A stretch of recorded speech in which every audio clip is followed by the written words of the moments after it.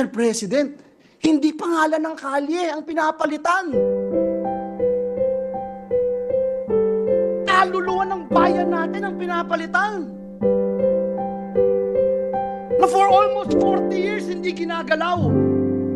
Na for almost 40 years hindi basta-basta pinakikialaman. Bakit? Kaluluwa ng bayan ko. Now you see with your own eyes on television. Now you hear the complaints of the people. And I will use and borrow the words of Senator Bato de la Rosa. Yung mga nagdarahop, yung mga naghihikahos, mga nangangailangan ng tulong, nangangailangan ng ayuda ng gobyerno, umaasa sa tulong ng gobyerno, pagsasamantalahan natin para lamang ma-extend ang termino natin, para lamang abolish ang Senado. Mr. President, kung gusto ng taong bayang Tapos kumalat sa social media ang throwback photo ng dating district engineer ng Bulacan na si Henry Alcantara kasama ang utol ni Senator Tess Daman Joel Villanueva.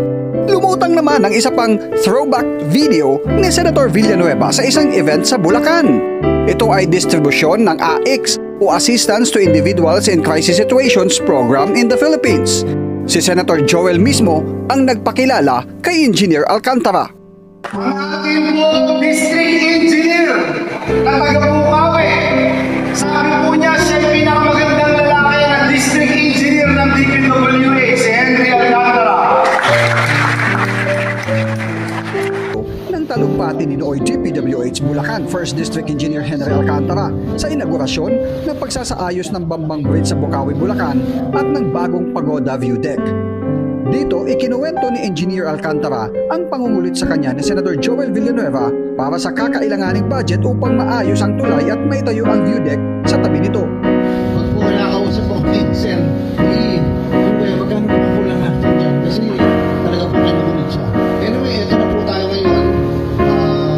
Isang matatag na proyekto na inilaan ng ating maging senador at ang kanyang pamilya. Sa report ng Philippine News Agency, kabuuang 68.84 million pesos ang nilaang budget para sa nasabing proyekto na sinimulan noong 2019. Ayon kay Alcantara, ang Top Notch Construction ang gumawa ng proyekto.